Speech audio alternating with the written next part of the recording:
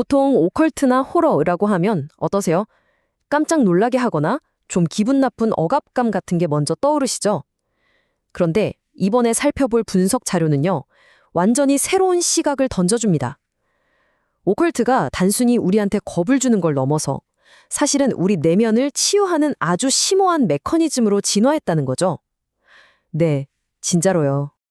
자, 그럼 여기서 되게 근본적인 질문 하나를 해볼게요. 우리는 도대체 왜 무서운 이야기에 자꾸 끌리는 걸까요? 그냥 아드레날린 뿜뿜 하려고? 아니면 스트레스 풀려고?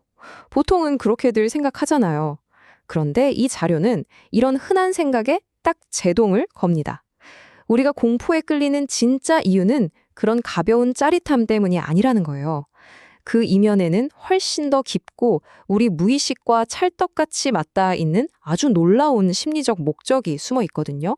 그러니까 이제 어두운 데서 귀신이 확 하고 튀어나와서 심장 떨어지게 만드는 그런 1차원적인 점프스케어의 시대는 지났다는 겁니다.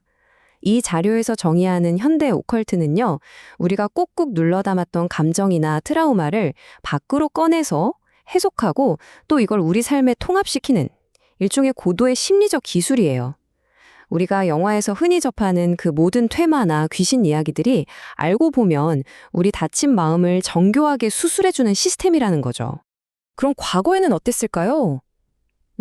전근대나 근대 초기의 오컬트는 한마디로 철저한 사회적 통제 장치였습니다.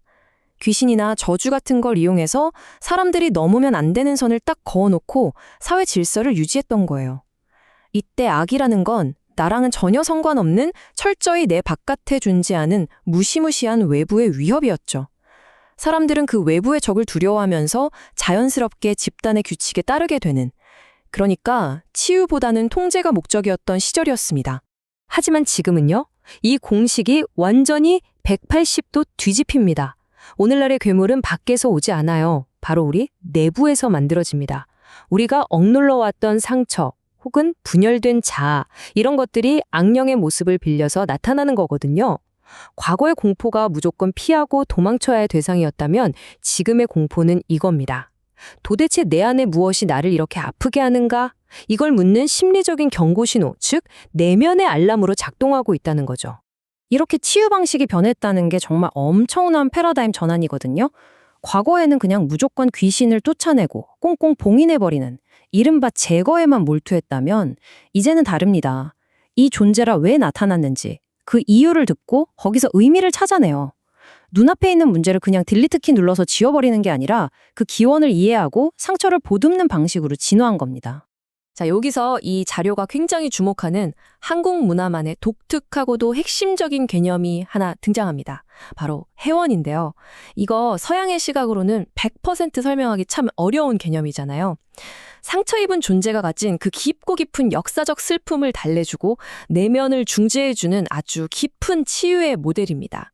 동양과 서양이 공포를 대하는 방식을 비교할 때 이게 정말 가장 중요한 마스터키가 됩니다. 미지의 존재를 다루는 이 두 세계관을 대조해보면 진짜 흥미롭거든요. 서구의 엑소시즘은 외부에서 온 악을 무찌르고 질서를 회복하는 일종의 승리의 서사라면요. 한국의 해원은 내부에서 만들어진 피해자에게 공감하고 그 감정을 인정해주는 치유의 서사입니다.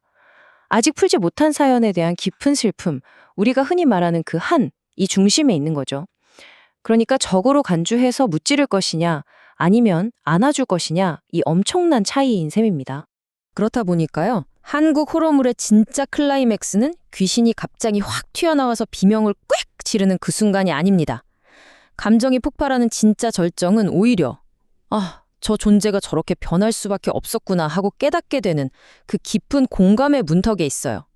가부장제에 짓눌렸거나 전쟁의 트라우마를 겪었거나 아니면 도시와의 그늘에 밀려난 그렇게 침묵을 강요당했던 약자들의 억울한 사연이 쫙 드러날 때 우리는 단순한 무서움을 넘어서서 진짜 가슴이 먹먹해지는 걸 느끼게 되는 거죠.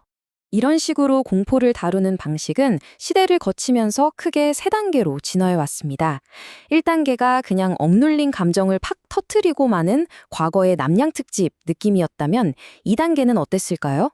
영화 고스트버스터즈, 다들 아시죠? 진공청소기 같은 걸로 귀신을 딱 포획하고 관리하던 그 재미있는 시절이요. 그리고 마침내 3단계. 이제는 공포를 피하거나 어디 가두는 게 아니라 아주 안정적으로 껴안는 통합의 시대에 도달하게 된 겁니다. 이 3단계의 현대적 통합이 참 재밌는 게요. 과거의 장점들만 아주 스마트하게 쏙쏙 뽑아왔다는 겁니다. 고스트버스터즈식의 아주 쿨하고 객관적인 관리 능력에다가 전통설화 특유의 찐득한 정서적 감수성을 딱 결합시킨 거예요. 이제 우리는 날 것 그대로의 공포에 덜덜 떨면서 압도당하는 게 아니라 그걸 능동적으로 착착 소화해냅니다. 현실에서 우리 마음의 상처를 진짜 치유할 수 있는 형태로 아주 예쁘게 다듬어내는 능력을 갖추게 된 거죠.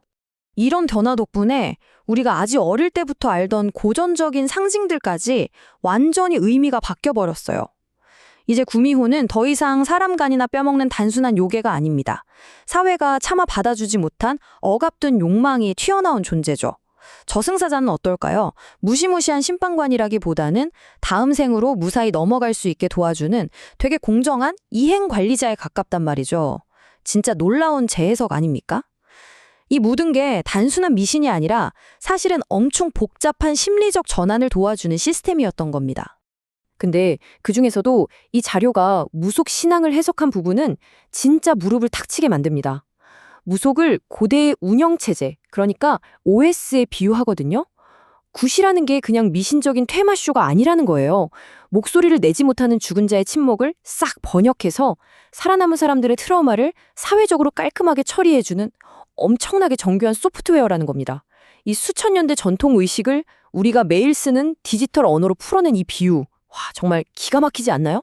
결국 현대의 오컬트는요, 무조건 착한 놈, 나쁜 놈, 나도는 그 낡은 선악의 이분법을 완전히 박살내버립니다.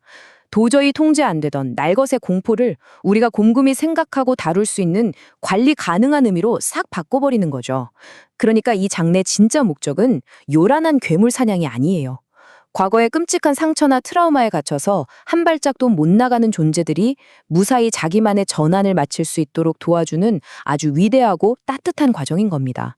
자, 이제 이 모든 걸 관통하는 아주 강력한 결론 하나가 나옵니다.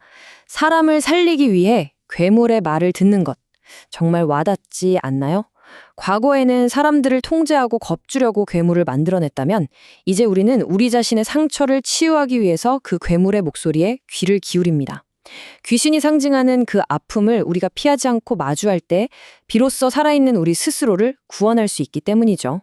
오늘 준비한 해설은 여기까지입니다. 마지막으로 여러분께 이 질문 하나를 남기고 싶네요. 여러분이 가장 최근에 스크린에서 본 그 귀신, 사실은 여러분한테 무슨 말을 그렇게 하고 싶었던 걸까요?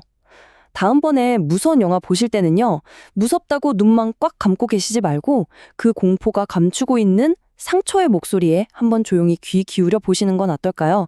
분명 완전히 새로운 게 보이실 겁니다. 끝까지 함께 해주셔서 감사합니다.